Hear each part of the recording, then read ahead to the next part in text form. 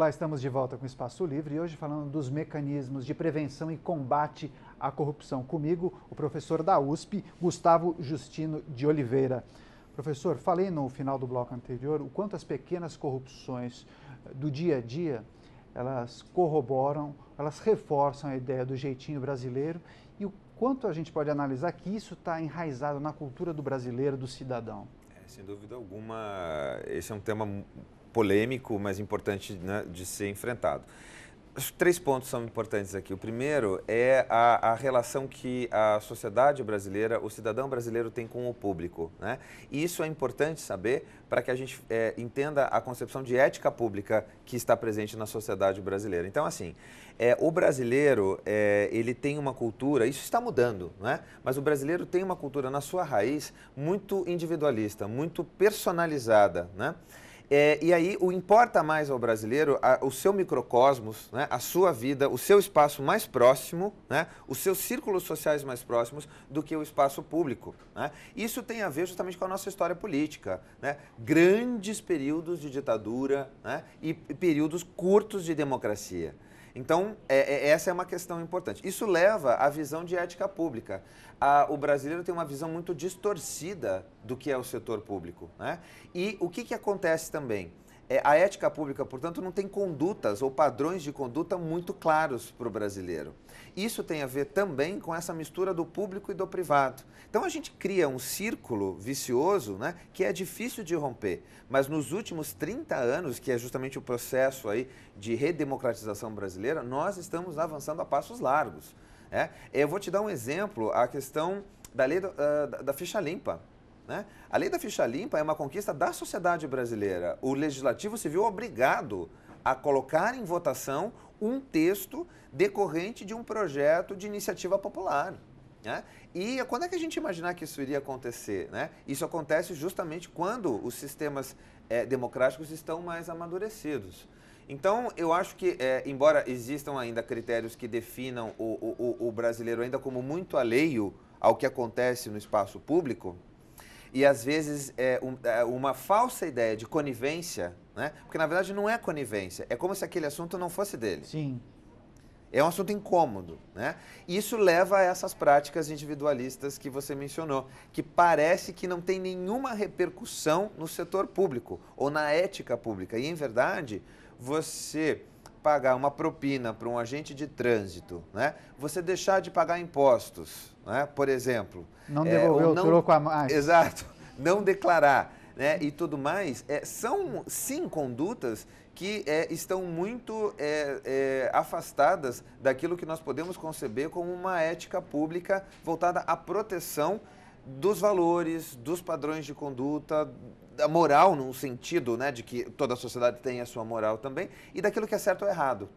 Então, mas isso está em franca evolução, e eu acho que essas manifestações populares, né, a própria forma como o brasileiro hoje, que pode ser uma forma de protesto também, as últimas eleições presidenciais, não ir votar. Sim. Né? Então você tem assim uma série, a não presença, você tem uma série de posicionamentos da sociedade que com o tempo ela vai se tornando, ela vai se importando mais com o espaço público, porque ela vê que é decisivo na sua vida. Professor Gustavo, de maneira prática, que instrumentos nós temos para combater a corrupção, tanto na esfera pública quanto na privada? Bom, são muitos, né? São muitos. O problema está justamente na não efetividade desses instrumentos, né? A maior parte dos instrumentos depende de uma atuação do Poder Judiciário. A ação de improbidade administrativa é uma ação judicial, né? Uma ação... as ações criminais todas são ações, são ações judiciais. Então, se o judiciário não é provocado, ele não pode atuar. E aí tem essa sensação generalizada de impunidade. Então, eu acho assim, nós temos os instrumentos. O que falta ainda é a efetividade desses instrumentos. Então, esse é um primeiro ponto. Um segundo ponto é... Ajustes na legislação, talvez? Alguma coisa, sim, mas eu acho que os ajustes, eles são mais voltados a mecanismos de prevenção. Nós temos um foco muito grande na repressão justamente pela nossa história de impunidade. Sim. Então, parece assim, se não tem uma punição exemplar, nada está funcionando. Às vezes é assim, às vezes não. Agora, para mudar a cultura mesmo, né, nós chegarmos assim, aqui, o próprio cidadão e o agente político, ele se autolimite, né, na hora de atuar, né, de uma forma voltada a uma prática de corrupção, nós temos que ter prevenção. Então, são códigos de conduta, códigos deonticos, não é a lei. Né? É uma mudança de gestão, é uma mudança de cultura de gestão. E também tem a ver, assim, com uma ética da sociedade brasileira. Né? Então, sem dúvida alguma, as repressões e a punição deve ocorrer. E ela tem que ser exemplar, dentro dos parâmetros legais. Mas sem mecanismos de prevenção que acompanhem a repressão, nós não vamos mudar esse quadro. Então, não é um problema de lei, é um problema cultural, tanto cívico quanto de gestão. E a definição de limite de atuação dos órgãos de prevenção, mesmo de combate, eles devem ser mais claros para evitar aquela sobreposição que você mesmo disse, aquela intersecção muitas vezes? Eu acho que o tema da prevenção deve ser tratado diferentemente de como está sendo tratado hoje no Brasil. O tema da prevenção, ele pode ser tratado por todos os órgãos. Como eu disse, o nosso sistema ele é multiagências. Então, é Polícia Federal, Sim. Ministério Público, Controladoria, TCU. São vários. Então, todos esses órgãos podem ter atuações preventivas, campanhas, né? Então, o Ministério Público Federal tem feito, né, uma campanha recente de abaixo a corrupção, né, coisas do gênero. Então, tem a prevenção, tem o caráter pedagógico, mas nos países em que a prevenção funcionou, foram criadas agências autônomas de combate à corrupção. E essa autonomia tem a ver com autonomia perante o Poder Executivo. Então, são agências que são criadas pelo Poder Público. São independentes. Independentes. E elas têm um foco não tanto na repressão, mas na prevenção. São os dois. Mas ela sempre se antecipa. Exato, e uma competência mais especializada na prevenção. Os órgãos de combate, né, de repressão, eles estão preocupados com a repressão. Eles fazem a prevenção quando dá, quando tem tempo. É briga de gato e rato. Exato, porque, enfim, temos que pensar Sim. nas limitações de estrutura, de pessoal, de recursos. Né? Agora, uma agência de combate à corrupção, embora o nome aqui combate, né, autônoma, ela vai estar muito preocupada com os códigos, ela vai estar muito preocupada com a prevenção. E aí você tem que ter, que nós também não temos, uma política nacional de combate e prevenção à corrupção. Não há nada parecido no Brasil. Nós temos ainda as atuações isoladas, né, e mais voltadas à repressão. E eu diria que os dois grandes atores, aí, assim, no sentido da efetividade desses instrumentos presentes, é o Ministério Público, né, e é o Poder Judiciário, com o apoio sempre da Polícia Federal. São os três grandes atores na repressão. Na prevenção, nós teríamos que contar com os próprios órgãos públicos, controladorias, Sim. advocacias, mas me parece que a criação de uma agência autônoma de combate à corrupção seria interessante. Agora, e o quanto à internet, as redes Sim. sociais, mesmo a velocidade com que a informação se propaga, são elementos que inibem, de certa maneira, ou que também funcionam como prevenção nesse sentido, Sem no dúvida. combate à corrupção Esse e na própria prevenção. Claro, esse é um tema muito importante e a gente costuma dizer que a mídia, né, incluindo a mídia eletrônica, mas as mídias em geral, elas são um quarto poder, né? E uma das funções da mídia é ser um cão de guarda, né? É justamente assim realizar um controle do sistema político e eventualmente divulgar escândalos, né, e fatos, enfim. Bom, às vezes também nós temos um comportamento da mídia um pouco, que para alguns é um pouco parcial, né? Então, assim, essa é uma questão, mas isso assim, tem a ver com a independência da mídia. O que vem acontecendo? Nós temos hoje uma forte atuação das redes sociais, que basicamente é a população organizada a partir de redes eletrônicas, e que, de alguma maneira, faz esse contrapeso com quem sempre foi o grande ator no combate à corrupção, que foi a mídia. Né? Então, a ideia é um sistema integrado, né? Sistema político, administrativo, de controle social, onde os instrumentos eletrônicos e as redes sociais têm um peso muito relevante em termos de mobilização, que é o que você falou, né? Prevenção também, mas faz um contraponto muitas vezes com a mídia. Então isso é muito bom, isso realmente é salutar, né? Onde a mídia às vezes não coloca o foco, não coloca a luz, as redes eletrônicas têm feito isso. Às vezes trabalham de uma maneira colaborativa, às vezes de maneira separada, mas às vezes de maneira integrativa também. E o quanto esse tipo de clamor e manifestação popular pelas redes sociais pode contribuir, mas também pode ser um vilão. Os juristas, que independência eles conseguem exercer nesse sentido? Eu acho que a internet é um espaço livre, né? Se discute muito no país, assim, um controle e tudo mais, mas assim, eu acho que ela é um reflexo, ela vem se pondo cada vez mais nesse ponto, em termos de manifestação, como um reflexo da cidadania, né? É o espaço da cidadania também. Nós temos a cidadania presencial e nós temos também hoje a cidadania eletrônica, né? Que é exercida no eletrônico. Eu acho que excessos ocorrem em todos os âmbitos, né? Mas, como às vezes ocorrem, segundo muitos também, na própria mídia, né? Ou às vezes uma omissão e tudo mais. Então, eu acho que... Mas é preciso fazer um exercício de não julgar antecipadamente muitas vezes. Né? Sem dúvida, sem dúvida. Então, o que acontece? Eu acho que o diálogo entre o... Porque, basicamente, mídia e espaço internet, né, de internet ou eletrônico, são controles sociais. São controles sociais. E esse controle social, ele é difuso. Ele não é um controle social de um único ator. Então, a característica do controle social é a sua difusão, né? Então, nesse sentido, eu acho que cada vez mais vai haver cooperação, colaboração. E mesmo quando há conflitos, né, quando eventualmente se pensa em posições antagônicas entre mídia, os responsáveis pelo controle social, né, isso é salutar. Né? Porque você sempre o tema sempre fica em evidência, né? E aí não o Brasil assim, no Brasil nós somos muito apaixonados, né, por tudo. Então é sempre o certo ou errado, o sim ou o não, de que lado você está. E nesse tema da corrupção, por ele ser um tema perverso, por ele ser um tema muito difícil, o importante não é tanto você tomar partido, mas é você sempre ter o tema sendo discutido e soluções para os problemas de corrupção serem buscados não com um único olhar, mas com um olhar que é multifacetado.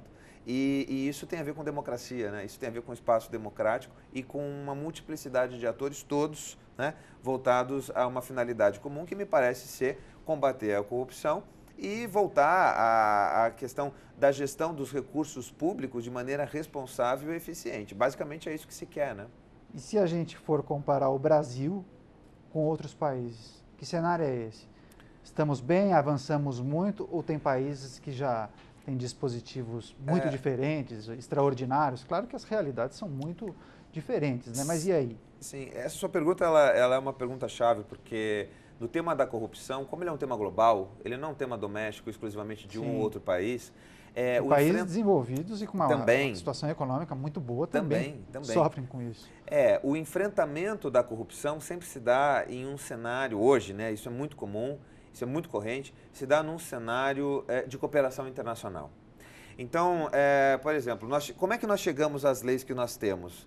Não foi tanto porque o sistema é um sistema brasileiro, sem dúvida alguma, mas as leis que nós chegamos são leis que foram muito impostas por uma agenda internacional. Banco Mundial, BIRD, né? OCDE, organismos internacionais, a ONU, né? Que muitas vezes são tratados e convenções que o Brasil ratificou e tem um tempo para implementar na esfera nacional, na esfera doméstica. Então, muito do que acontece hoje aqui é eco, né? Uma reflexão, uma reverberação do cenário internacional. Isso é contínuo. Então, eu te diria o seguinte, hoje nós temos um sistema que tem bases muito claras, ainda não são sólidas, né? Mas uma gestão desse sistema ainda um pouco ineficaz, mas é porque é uma prática nova, né? E respondendo à sua pergunta, eu acho que a grande diferença de estados desenvolvidos, vamos dizer assim, e estados ainda em desenvolvimento, né, nessa temática, é que nos estados desenvolvidos você já tem um sistema e uma concepção da sociedade civil muito clara sobre a corrupção. Você tem, assim, um enfrentamento já claro em âmbito legal e de gestão. E o judiciário hoje é um grande ator, os tribunais são grandes atores nesse contexto contemporâneo de combate à corrupção. Então, isso já está fortalecido. Existe corrupção nos países desenvolvidos? Existe, mas são episódicas. Elas são corrupções mais isoladas. É difícil você ter um grande escândalo de corrupção. Eu costumo dizer, e isso a literatura é muito clara, nos países desenvolvidos, os escândalos sexuais, eles ganham muito mais a mídia do que os escândalos... Você não tem escândalo de corrupção, porque são exemplos mais isolados, né? Bom, nos países em desenvolvimento, aí sim, você tem uma corrupção sistêmica. Ela acontece todos os dias, né? Ela como se... ela continuadamente, ela se revitaliza, né? Os escândalos são novos, a mídia, sim. Enfim, né? Então, o que você tem? Você tem bons exemplos, sim, de países que conseguem conter a corrupção. E a contenção da corrupção se dá por meio de padrões éticos, né? De conduta política, social, prevenção, né? E esse tema que você também já tocou nas suas perguntas, que é assim, não culpar única e exclusivamente o agente político, né? O capitalismo brasileiro é um capitalismo de laços, sim. É um capitalismo de compadrios. Então, assim, é um apoio, né, do mercado ao político e depois com o retorno garantido, né, se pensa assim, do político ao mercado. Então, é esse ciclo perverso que tem que ser rompido. E ele não é rompido única e exclusivamente por via da repressão. Então, a prevenção e padrões éticos de conduta são absolutamente necessários e isso a gente ainda precisa caminhar bastante. A gente está chegando ao final do programa, mas dá tempo ainda para uma última pergunta. Essa mudança de postura, ou mesmo de cultura, passa também pelo cidadão comum. Sem dúvida. É isso. Eu acho que o tema da corrupção, como eu mencionei, ele ainda incomoda muito. Ele incomoda o político, ele incomoda o cidadão. Por quê? Sempre que se discute corrupção, quando a corrupção é um tema e faz parte de uma agenda reflexiva, todos os envolvidos, todos os participantes, aqueles que estão ouvindo, aqueles que fazem parte do debate, fazem um processo de autorreflexão das suas condutas. Não só de condutas públicas, mas das suas condutas. E nesse momento gera um incômodo muito grande, né? Mas é justamente esse momento reflexivo que tem a ver com educação, com engajamento cívico, que vai fazendo aos poucos, né, nós mudarmos as condutas que são vinculadas às pequenas corrupções e que vão aos poucos evitando essa reverberação, essa amplificação das pequenas corrupções que vão desencadear grandes escândalos de corrupção. Então, esse é um ciclo que começa a ser rompido, né? Um ciclo perverso, negativo, que começa a ser rompido no Brasil, sem dúvida alguma. Dr. Gustavo Justina de Oliveira, professor da USP, excelente bate-papo, muito boa entrevista. Eu que agradeço. Obrigado pela presença. Quem quiser continuar essa conversa, tem um e-mail, uma rede social para compartilhar com a gente? Pode ser meu e-mail. Pois não. O e-mail da Universidade de São Paulo é gjoliveira@usp.br. gjoliveira@usp.br. Muito obrigado pela presença. Obrigado, volte Daniel. mais vezes aqui à TV Câmara São Paulo Muito e ao obrigado. Espaço Livre. Obrigado. E o programa de hoje fica por aqui, mas nós vamos continuar a falar dos assuntos que são importantes no seu dia a dia. Obrigado pela companhia, obrigado pela audiência. TV Câmara São Paulo, informação para a cidadania.